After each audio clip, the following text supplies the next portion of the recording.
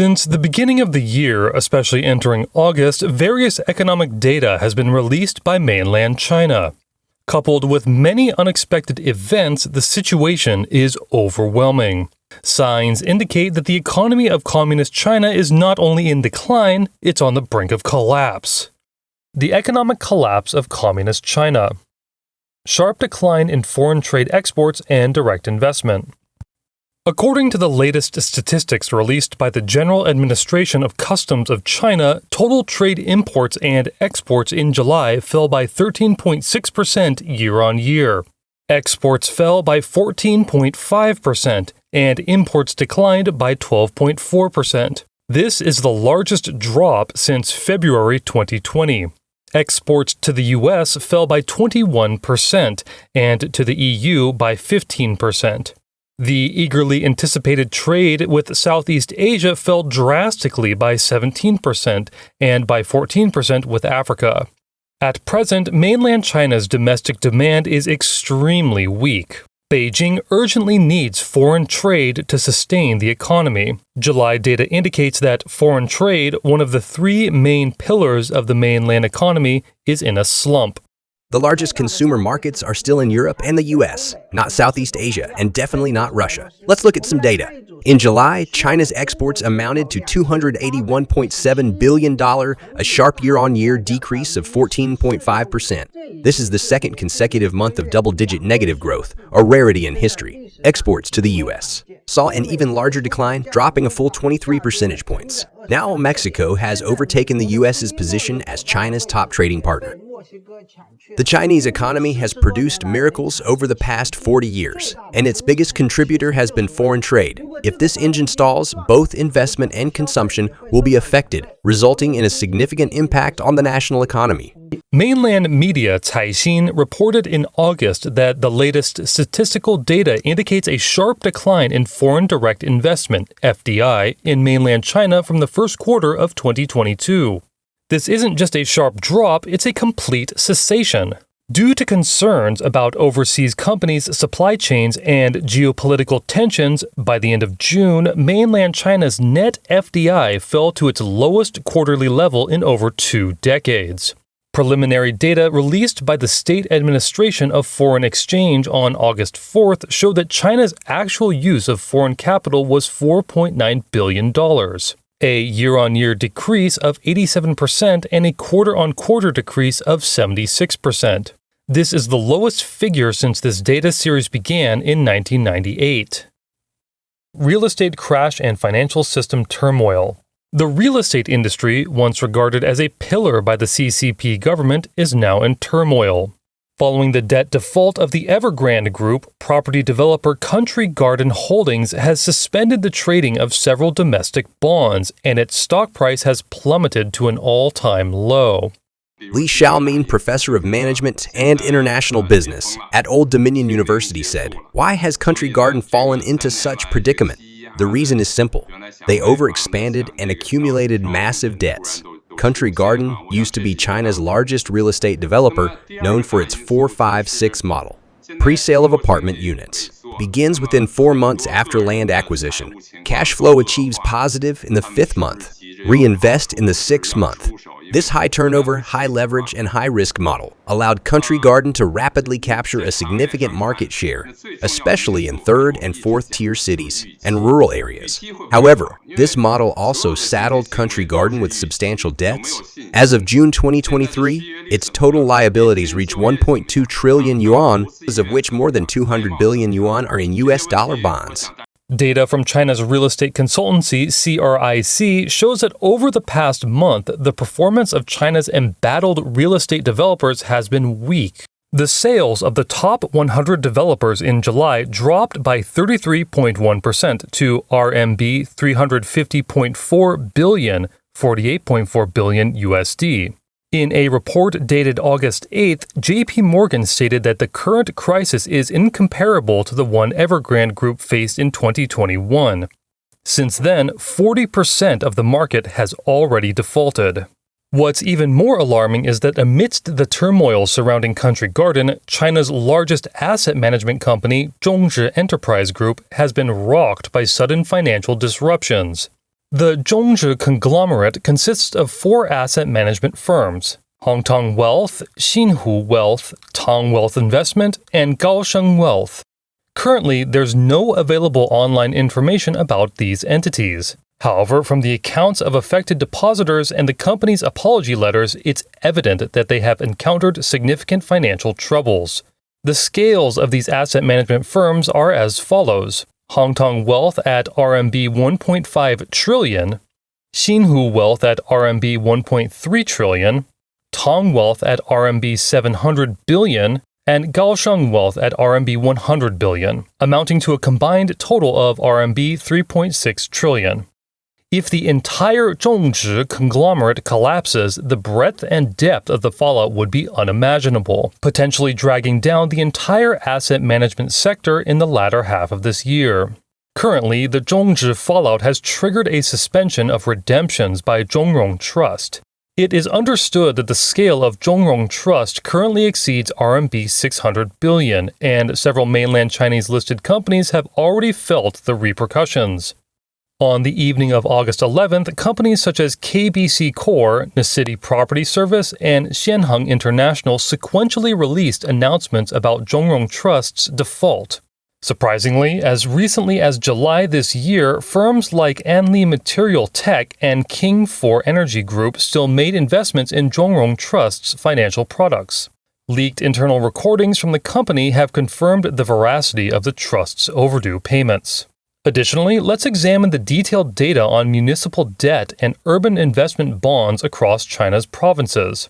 The proportion of local debt plus urban investment bonds to fiscal revenue has peaked at an alarming 772% in some provinces, to the extent that they're now unable to cover even interest payments. By the end of 2022, the total debt of China's local governments reached RMB 66 trillion, 9.1 trillion USD, a significant increase from RMB 40 trillion, 5.5 trillion USD in 2019. This was estimated by the International Monetary Fund, IMF, in February of this year. This debt is considered the biggest significant financial risk in Asia this year. Wall Street's investment and rating agencies are also paying close attention and have responded accordingly. Goldman Sachs, in an analysis of China's banking industry released on July 4th, downgraded the ratings of certain Chinese banks. The report stressed that rising local government debt and increased credit portfolio losses pose a risk to bank profits. This could weaken profit growth, pressure capital accumulation, and subsequently affect dividend payout levels. Massive overinsurance of the RMB, declines in both CPI and PPI. On August 9th, mainland website NetEase published an article pointing out, quote, "Over the past 15 months, there has been a staggering overissuance of RMB, totaling 44 trillion. This number exceeds the combined total of US dollars and Japanese yen, accounting for 25% of the global excess currency issuance. Shockingly, just in the first quarter of this year, 15 trillion RMB was overissued." China is not experiencing genuine deflation. With such a massive currency overissuance, how can deflation even be possible? The simultaneous decline of China's CPI and PPI in July indicates a significant economic recession. PPI is a forward-looking economic index, revealing producers' future investment and production conditions. For business owners, if they don't anticipate orders in the coming month, quarter, or the second half of the year, their purchases of production materials will decrease, leading to a slide in PPI. As a predictive index, the PPI reflects problems anticipated in the next 3 to 6 months, so the actual situation might deteriorate further. This means that not only is China's economy receding, but it might be heading into a long-term decline. Meanwhile, a decrease in the CPI typically signifies weak consumption, indicating that Chinese citizens either lack funds, are unwilling to spend, or are fearful of spending. Such hesitation also results in price reductions. An economic downturn equates to a decrease in newly generated societal economic value. In China, this signifies declines in exports, GDP, overall investments, and also suggests rising unemployment. Currently, China's economic prospects are not viewed favorably worldwide. Even Wall Street has downgraded Chinese banks' ratings, acknowledging their potential for long-term profitability is very low, while the associated risks are high. At the moment, there's a notable absence of direct foreign investment, and Western nations are no longer extending financial aid to support the CCP regime. The three driving forces of China's economic growth, investment, consumption, export, have all stalled.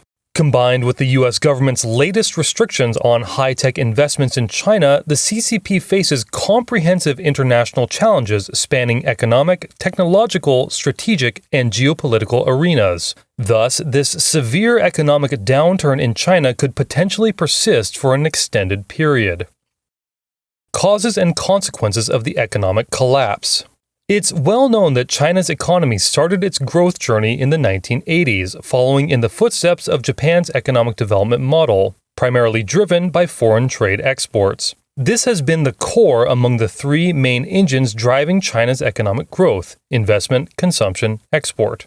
In 2001, when China joined the WTO, the economic strength of its private sector was quite weak, with a net export capability of a negative $800 million. Back then, foreign enterprises had net exports of $7.4 billion, while state-owned enterprises, SOEs, had $9.7 billion. However, China's private sector experienced rapid growth afterward, becoming a key player in the global shift of basic manufacturing industries. This ushered in two golden decades for China. By 2022, mainland private enterprises generated a whopping net export of $1,132 billion.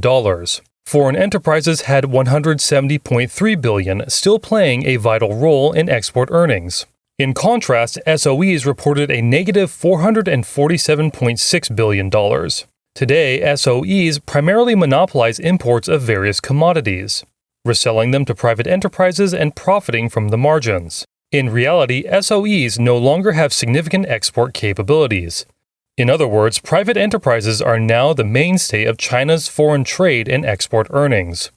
China's economic success once led some to consider its state capitalism model as a third way, distinct from socialism and capitalism. However, Nicholas R. Lardy, a renowned expert on China's economy from the U.S., argues that it's China's private enterprises that have been the primary driving force behind its economic achievements.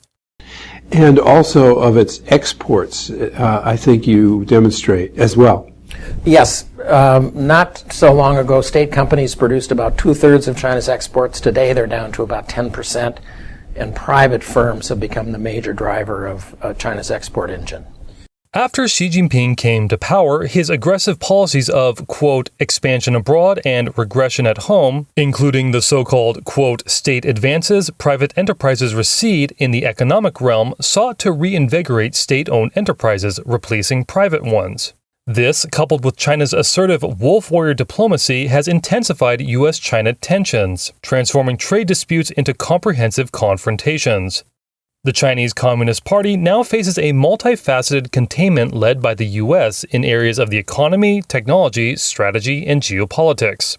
This has severely disrupted the international trade environment, causing instability in the South China Sea and the Taiwan Strait, prompting foreign businesses to exit mainland China to avoid potential trade uncertainties. Especially during the 3-year pandemic, the CCP's strict containment measures led to widespread economic hardship, numerous business closures, and skyrocketing unemployment. The living conditions deteriorated significantly.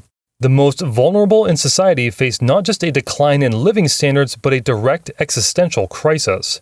A short clip posted by Taiwan's Sanli television showed a young man saying, 昨天晚上到今天啊，到目前为止，我就吃了一个蛋炒饭。为什么呢？条件已经不允许我吃饭了。吃饭对我来说是一种奢侈了。为什么？生活风闻了。为什么突然之间这么落魄呢？我跟大家讲一个真实的事儿。2年没有进账了，从口罩事件到现在。 好不容易口罩顶过去了，又一个经济萧条，没法赚钱。 According to the official statistics released by China, in the first half of 2023, there were 476,400 large-scale enterprises nationwide. Among them, 141,300 were running at a loss, accounting for 29.7%. The National Bureau of Statistics of the CCP only releases data for larger enterprises and not for the vast number of small and micro enterprises. The actual situation for the latter is much more dire. Through understanding the losses of larger industrial enterprises, one can get a glimpse of the broader economic situation in mainland China. Additionally, another set of data released by China's National Bureau of Statistics shows that in 2022, there were 9.56 million births, a birth rate of 6.77 per mil, and 10.41 million deaths, a death rate of 7.37 per mil. The population decreased by 850,000 compared to the previous year's increase of 480,000. The natural growth rate plummeted from 0.34 per mil the previous year to negative 0.6 per mil. The last time China experienced negative population growth was in 1960 and 1961, right after the nationwide famines that followed the Great Leap Forward, a 5-year plan of forced agricultural collectivization and rural industrialization that was instituted by the Chinese Communist Party in 1958. Although the CCP abandoned its one-child policy before 2016 and even announced a 3-child policy in 2021, these measures haven't reversed the declining birth rate trend. And the lingering effects of the 3-year-long COVID-19 pandemic and high youth unemployment rates.